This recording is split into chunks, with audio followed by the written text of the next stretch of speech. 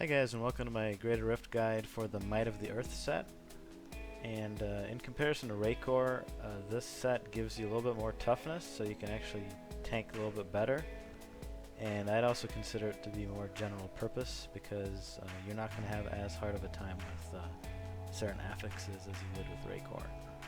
You do get quite a bit of toughness from the set bonus itself, so that's very nice. And I don't think this set has quite as high of a clear potential as Raycore with Furious Charge, but I still think that you can push in the mid to upper 70s with the proper gems and ancients and all that. So first of all, let's take a look at the set itself. You do want to go for the 6-piece Might of the Earth, so all 6 pieces, which means the gloves, shoulders, helm, chest, legs, and feet. Now, as far as the set bonus goes, the 2-piece will reduce the cooldown of Earthquake, Avalanche, Leap, and Ground Stomp by 1 second for every 30 Fury spent. So we're really mainly interested in Leap and Earthquake to an extent here. The 4-piece, Leap causes an Earthquake when you land, and Leap gains the effect of the Iron Impact rune. That rune's effect and duration are increased by 150%. So if we look at Leap, Iron Impact gives you 150% additional armor, and thanks to the set bonus you get even more than that 150%, and it lasts longer. So basically every time you leap you got a buff timer here, and as you can see here my toughness went up considerably after that, so that's really nice to have. I mean, it goes from 33 million to 280, which is crazy, right? And then the 6-piece increases damage of Earthquake, Avalanche, Ground Stomp, Ancient Spear, and Seismic Slam by 800%. So this is very nice because we actually use Ancient Spear in this build, so that 800% is awesome.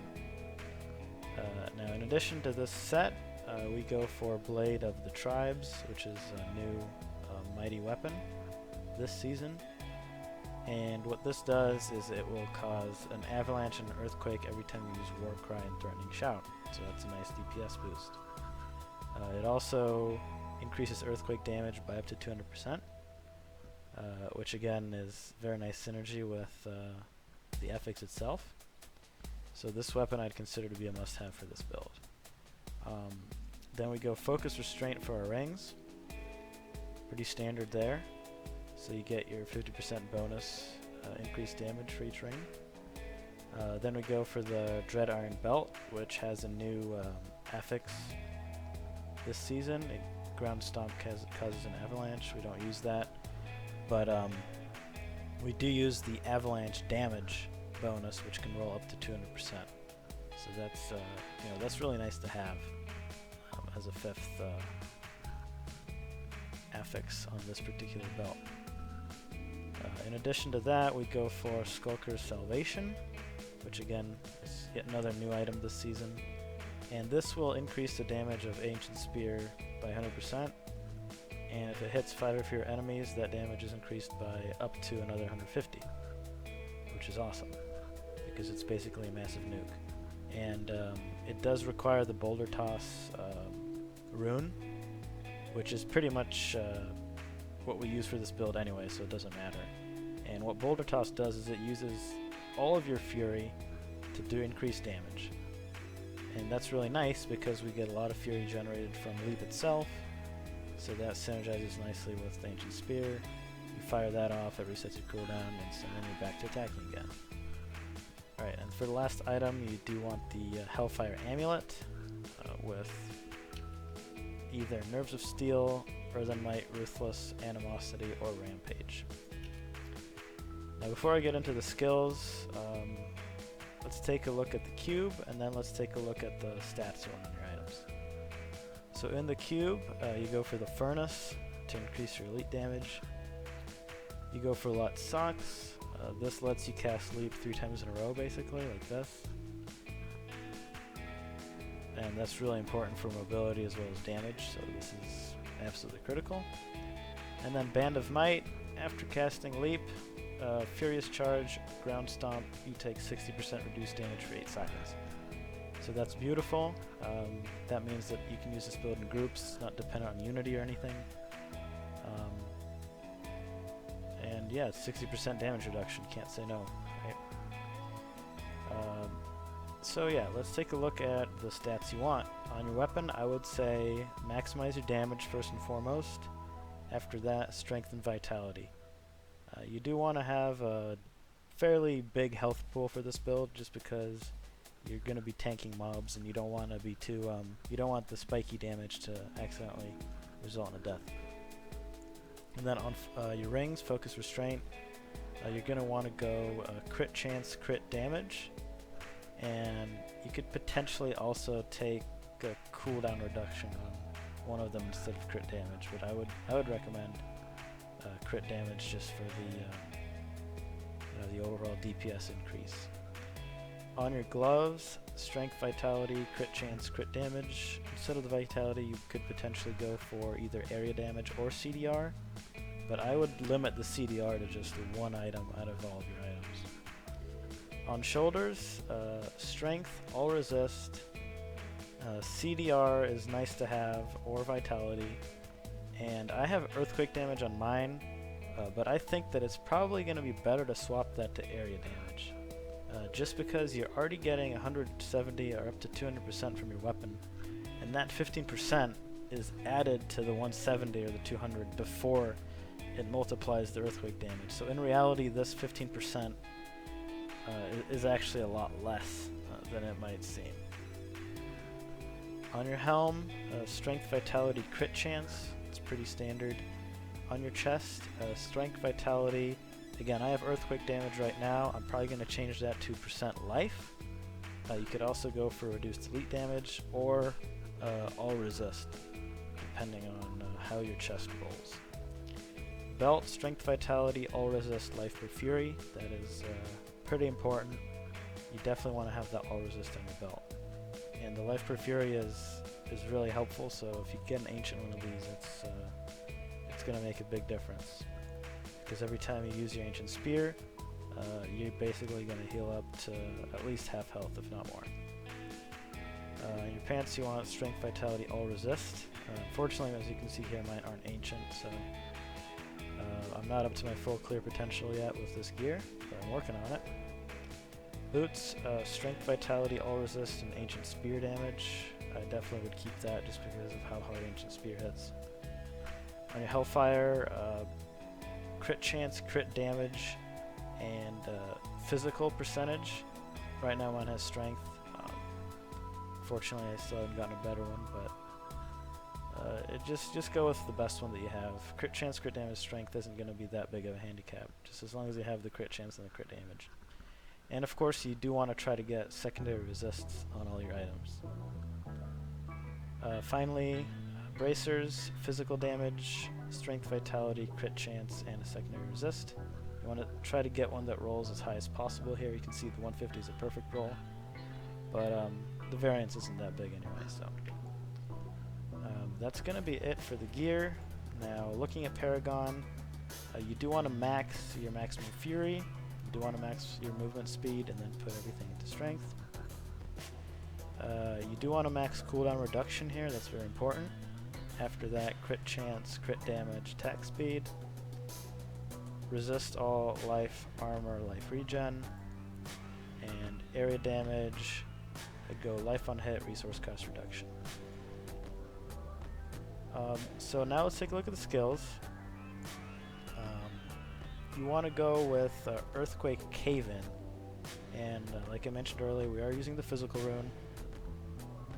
In an earlier video, I tried using fire, and fire works okay. It actually does more damage from Earthquake and Avalanche, but the problem is that we actually don't really use Earthquake as our main source of damage, and I'll talk about that a little bit more in a moment here. So go for Cave-In.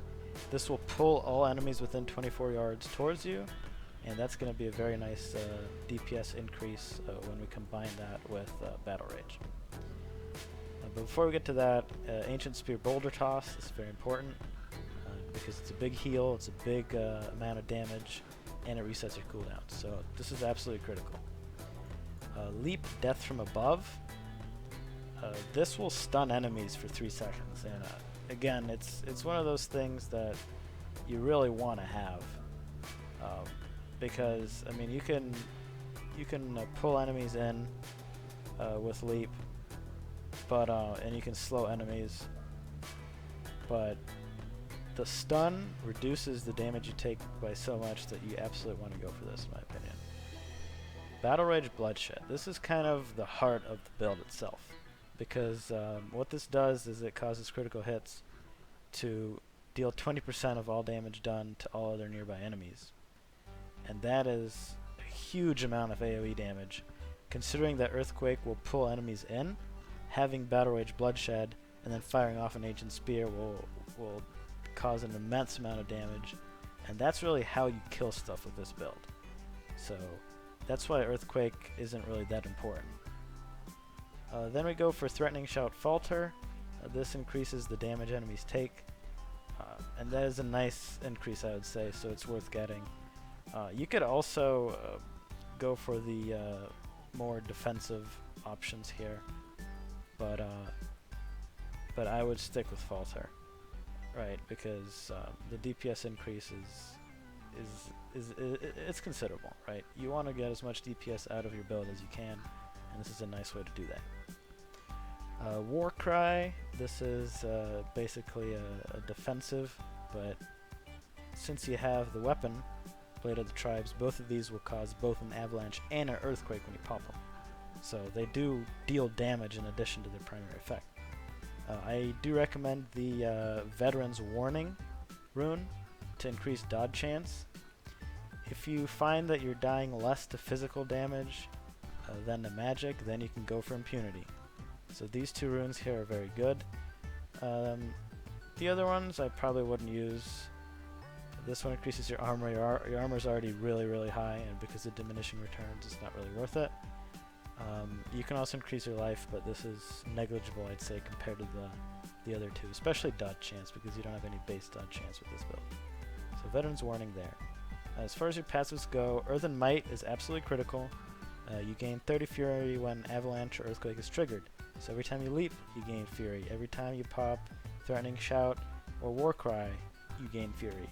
Every time you pop Earthquake, you gain Fury. It's an awesome generator. Ruthless, 40% additional damage to enemies below 30% health. Pretty standard, pretty awesome.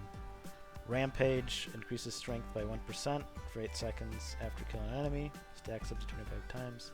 Really good to have. Nerves of Steel from your Hellfire.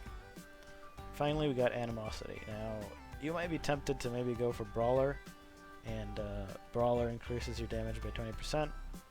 But the reason we go for Animosity is, number one, it increases all Fury generated by 10%. That means that every time you leap or do Earthquake, you actually get more Fury. And since your Fury globe, your Fury tank is so big, it's going to increase the size of your heal, and it's going to allow you to reset your cooldowns more quickly. So, as you can see, it increases maximum Fury. That increases the damage of Ancient Spear. So at the end of the day, the increased cooldown reduction and the higher Fury, I think, is better than Brawler. Plus, this helps with the Rift boss as well. So, at the end of the day, I think that's the best passive to go for. Now, for the gameplay, it's pretty simple actually, and it's very nice because you can leap around. You have a lot of mobility. And it's really easy to reset the cooldown on your leap, so you're pretty much always casting leap. There's very little downtime with this build, which is awesome. Now I did want to mention here that I do have 26.7% cooldown reduction currently. So I only get CDR from Paragon, from the diamond that's in my helmet, and from my shoulders. So I have one item with cooldown reduction, and I would say that this is the ideal amount of CDR to have. So less than this, you might not be able to leap as often as you'd like. More than this would have a diminishing effect because you could have gotten more damage. So that's just something to keep in mind. And I believe I did forget to mention this. You do want to go for diamonds, most likely, especially if you're pushing high-grade rifts, just for the resist all. And Bane of the Trapped, Bane of the Stricken, DPS increase. and either Esoteric Alteration for higher Greater Rifts, or Bane of the Powerful for lower ones, just for the DPS increase there. Alright, now for the gameplay. I'm going to show you a video of a 75 clear. This was like rank 168 or something like that. Just before I shot this video, I did a 11.5 minute Greater Rift 74 clear. That was like rank 198. So this build is pretty good. I got tired of being squishy with Fury's Charge. I like being able to kill anything, and I like being able to choose my targets and work with a lot of affixes, so I do like general purpose builds, and that's why I decided to go back to this for now. I'm probably going to revisit Raycore again though, but for now I'm enjoying playing this new set. So before I show you the video, just a few quick notes and a demonstration of how you do this. So I just used leap 3 times, right? Then it goes on cooldown. And what you do after you leap is you want to pop one of your 2 shouts. It's going to do damage and it's going to top off your Fury. Then you fire Ancient Spear, and now you're ready to go back to leaping. When you're done doing that, you pop your other shout, fire off Ancient Spear, and then leap again.